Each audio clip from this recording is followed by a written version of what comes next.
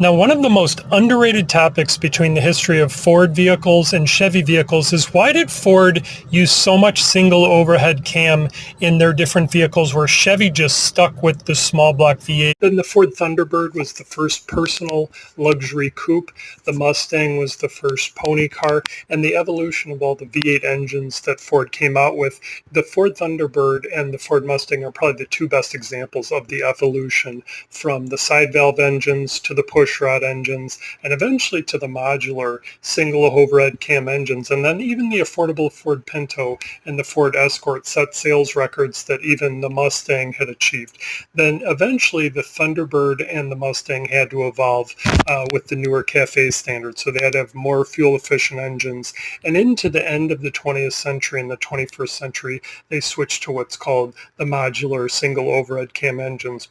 The Model T perfected the affordable American car, selling over 15 million units during its production run. The modern assembly line is what actually allowed for these vehicles to produce at such a massive scale.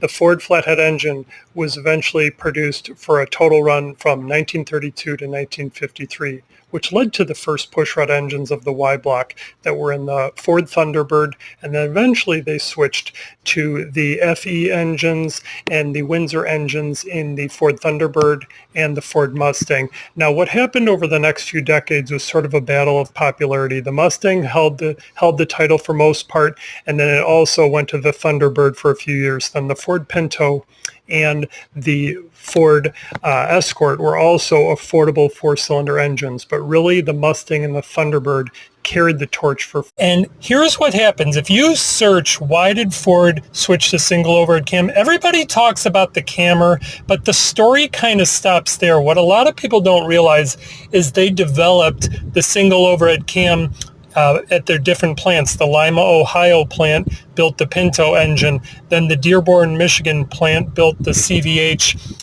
engine that was single overhead cam for the Escort. And then they eventually developed the modular engines in Windsor, Ontario, which went into pretty much every Ford vehicle you could possibly think of. They started, they put it in the Mustang in 96.